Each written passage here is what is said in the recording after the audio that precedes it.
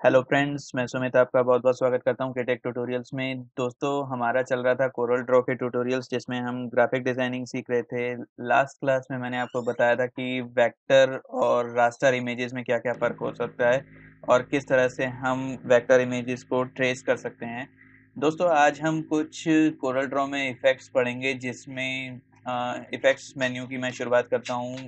इसमें मैंने यहाँ पे अपना कोरल ड्रॉ की फ़ाइल ओपन करके रखी हुई है जिसमें मैंने A4 की शीट ले रखी है लैंडस्केप में। इफ़ेक्ट्स मेन्यू में अगर हम जाएँ तो यहाँ पे आपको कुछ इफ़ेक्ट्स मिल जाएँगे जैसे 3D इफ़ेक्ट्स है, एडजस्ट है, आर्क स्ट्रोक है, ब्लर है, कुछ ये सारे इफ़ेक्ट्स आपको मिल जाएँगे।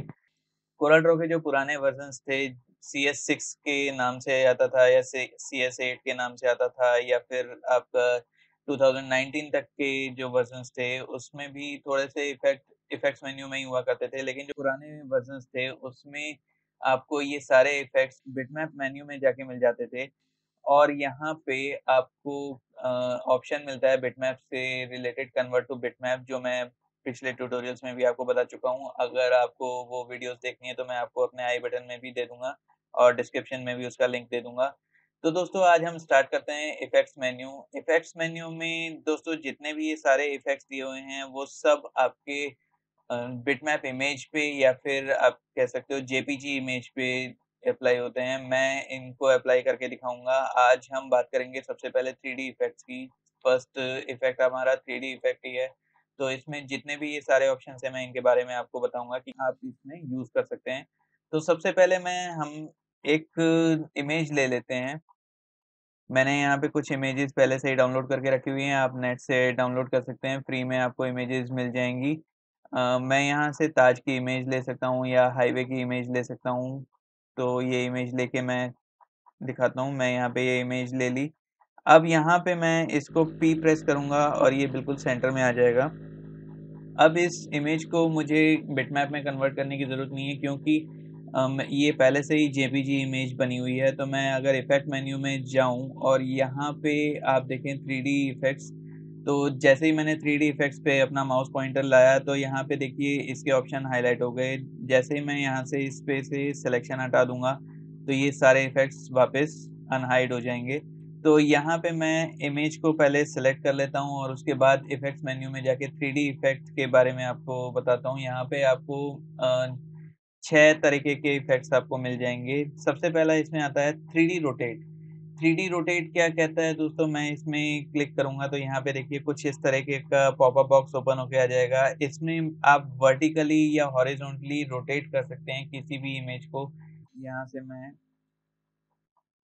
जितना आप करने चाहें रोटेट उतना कर सकते हैं, जितनी ज़्यादा वैल्यू से। तो ये कुछ पर्सपेक्टिव व्यू इस इमेज का आ जाएगा। मैं हॉरिजॉन्टली अगर करना चाहूँ इसमें बढ़ा के प्रीव्यू मैंने ऑन कर रखा है, तो ये देखिए कुछ इस तरह से लेफ्ट साइड हो जाएगा और कुछ मैं अगर माइनस में वैल्यू करूँगा तो ये राइट साइड में जाके रोटेट हो जाएगा। तो हॉरिजॉन्टली अगर आप चाहते हैं तो लेफ्ट टू राइट अगर आप जाना चाहते हैं तो इसको प्लस में आप दे सकते हैं वैल्यूज, और अगर राइट टू लेफ्ट में करना चाहते हैं तो इसको माइनस में वैल्यू दे सकते हैं। और वर्टिकली अगर आप प्लस में वैल्यू देते हैं तो ये आप देखिएगा कि बॉटम टू टॉप जाता है, और अगर मैं -16 इसकी वैल्यू रख देता हूँ तो ये आपका टॉप टू बॉटम में चला जाएगा। और मैं अगर वापस इसको सीधा करना चाहूँ तो इसको रीसेट कर सकता हूँ। तो रीसेट करूँगा तो ये बिल्कुल स्ट्रेट आ जाएगा। हम इसको यूज़ करते हैं किसी भी बैनर या पैम्पलेट में कोई ऑब्जेक्ट को इमेज के रूप में अगर आपको दिखाना हो और रोटेट करके दिखाना हो तो ये आपका काफ़ी हेल्पफुल ऑप्शन है। नेक्स्ट ऑप्शन दोस्तों हमारे पास आता है इसी में ही सिलेंडर। ये सिलेंड्रिकल शेप में हो जाता है। मैं इसको हॉरिजॉन्टली अभी सिलेंड्रिकल मोड में हॉरिजॉन्टल रखता हूँ और यहाँ पे परसेंटेज में अगर कम कर देता हूँ, जैसे मैंने ये कम किया यहाँ पे इतना, तो देखिए आप इसके प्रीव्यू में भी देख सकते हैं कि हॉरिजॉन्टली ये थोड़ा सा सिकुड़ रहा है। मैं इसको और कम कर देता हूँ तो ये देखिए और कम हो जाएगा और ये थोड़ा सा कम होके थोड़ा सा श्रिंक टाइप हो जाएगा। और अगर मैं इसकी परसेंटेज को प्लस में करता हूँ तो ये कुछ फैल के ऊपर की साइड हो जाएगा, कुछ इस तरीके से वैल्यू हो जाएगी।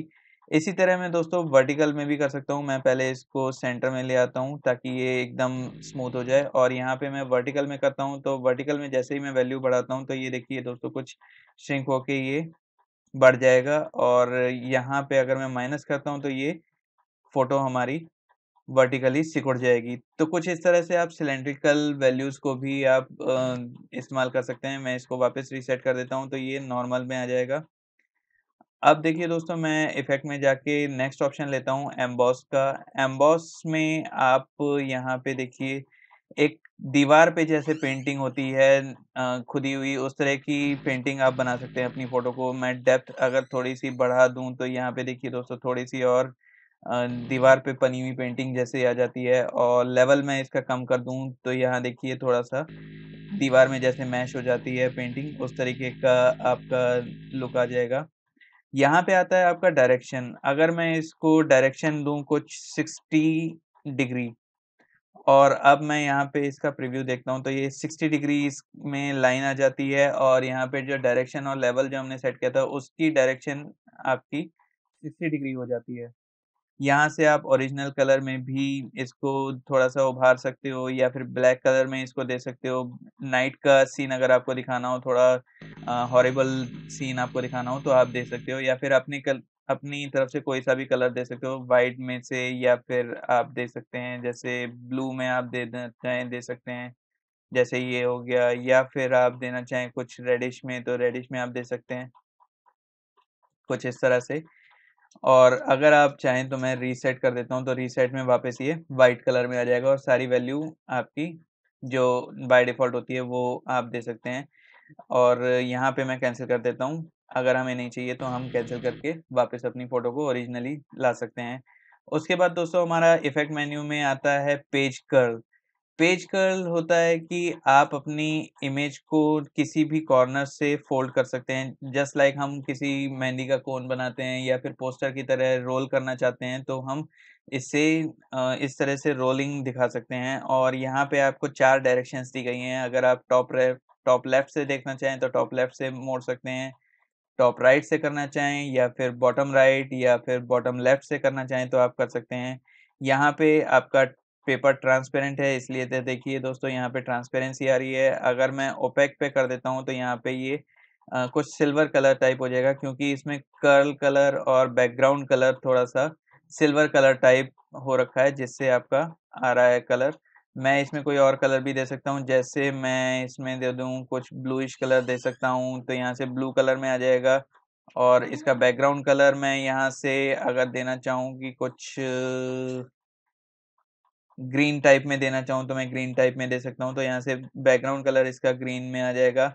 और यहाँ पे आप आरजीबी की सेटिंग्स भी कर सकते हैं कि अगर आपको रेड कलर चाहिए तो मैं 255 दे देता हूँ, ग्रीन की वैल्यू 0 कर देता हूँ और ब्लू की वैल्यू भी 0 कर देता हूँ, तो देखिए रेड कलर का बैकग्राउंड आ जाएगा। और यहाँ पे मैं कर्ल कलर में भी आरजीबी की वैल्यू रख सकता हूँ, जैसे मुझे ब्लू में चाहिए तो मैं 255 रख देता हूँ और यहाँ से मैं इसको 0 कर देता हूँ, और ब्लू को भी मैं 0 कर देता हूँ, ग्रीन 255 हो जाएगा। मैं यहाँ से ब्लू को 0 कर देता हूँ और देखिए यहाँ से ग्रीनिश में आ जाएगा ये कर्ल। तो इस तरह से दोस्तों आप यहाँ पे आपका पेज कर्ल का ऑप्शन दे सकते हो। उसके बाद दोस्तों यहाँ पे आता है डायरेक्शन। आप हॉरिजॉन्टली देना चाहें, हॉरिजॉन्टली कुछ इस तरह से मुड़ जाएगा। वर्टिकली देना चाहें तो ये ऊपर से नीचे में वर्टिकली हो जाएगा। उसके बाद इसकी विड्थ आप देखते हैं, अगर आप ज़्यादा इसको कर्ल करना चाहते हैं तो पेज कर्ल ज़्यादा हो जाएगा, कम करेंगे तो ये कम हो जाएगा, कुछ इस तरह से। इसी तरह दोस्तों अगर मैं 50% पे इसको वापस सेट कर देता हूँ और इसकी हाइट अगर मैं बढ़ाना चाहूँगा तो देखिए ये कुछ इस तरह से हाइटली यानी वर्टिकली कर्ल हो जाएगा, और अगर मैं माइनस में ले जाता हूँ इसकी वैल्यू तो ये बिल्कुल स्ट्रेट हो जाएगा, कुछ इस तरीके से। और मैं रीसेट करता हूँ तो वापस हमारी नॉर्मल वैल्यू आ जाती है, और बाय डिफ़ॉल्ट जो ये टॉप राइट से पेज कर्ल था वही सेट हो जाएगा। अगर आप इसको करना चाहें तो कर सकते हैं, नहीं तो आप कैंसिल करके इसको हटा भी सकते हैं। उसके बाद दोस्तों नेक्स्ट ऑप्शन आता है पिंच और पंच। पिंच क्या होता है कि दोस्तों अगर मैं पंच की तरफ करूँगा तो ये कुछ इस तरह से दिखाएगा जैसे कुछ बीच में से सिकुड़ा हुआ हो, और अगर मैं पिंच करूँगा तो ये कुछ उभरी हुई जैसे बीच में से गोलाकार वस्तु आ जाती है, उसी तरह इमेज भी हमारी गोलाकार शेप में आ जाएगी। तो यहाँ से मैं पिंच में रखना चाहूँ या पंच में रखना चाहूँ, वो आपके ऊपर डिपेंड करता है कि आप कितना इसको पिंच या पंच में रखना चाहते हैं। उसके बाद दोस्तों हमारा नेक्स्ट आता है इफेक्ट स्फेयर। अगर आप इसमें से कुछ स्फेयर का शेप निकालना चाहें, जैसे मैंने यहाँ पे पहले से ही रीसेट करके रखा हुआ है बाय डिफ़ॉल्ट, तो ये परसेंटेज आप देख सकते हैं, जितना आप कम करना चाहेंगे उसी तरह आपकी इमेज भी हो जाएगी। और यहाँ से मैं अगर ज़्यादा करूँगा तो ये ज़्यादा उभर के आ जाएगी स्फेयर की शेप में। मैं क्वालिटी पे अगर करता हूँ और फिर दोबारा करता हूँ तो ये कुछ ज़्यादा ही देखिए कुछ इस तरह से उभर के आ जाएगी। ये चीज़ दोस्तों हमारी बैकग्राउंड के लिए काम आती है कि हम यहाँ से बैकग्राउंड किसी भी हमें डिज़ाइन में हमें बैकग्राउंड चाहिए हो तो हम यहाँ से ले सकते हैं। जैसे परसेंटेज से मैंने कम करके ये इस तरीके का पैटर्न बनाया तो ये हाईवे का कुछ इस तरह से पैटर्न आ जाएगा। ये पैटर्न बन के हम अपने बैकग्राउंड्स में लगा सकते हैं। तो ये थे दोस्तों कुछ 3D के इफ़ेक्ट्स जो हमारे काम आते हैं बैकग्राउंड्स बनाने में या फिर डिज़ाइन को क्रिएटिव बनाने में।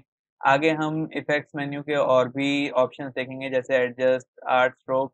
आज के लिए इतना ही। अगर मेरी वीडियो आपको पसंद आई हो तो प्लीज़ इसे लाइक कीजिए, शेयर कीजिए और अपने फ्रेंड्स के साथ हमारी वीडियो को शेयर कीजिए। और मेरे चैनल केटेक ट्यूटोरियल्स को प्लीज़ सब्सक्राइब कीजिए और बेल आइकन दबाना मत भूलिएगा, ताकि आपको मेरे नए वीडियोस के नोटिफिकेशंस जल्द से जल्द आपके डिवाइस पे सबसे पहले मिल जाएं। आज के लिए इतना ही। Thank you.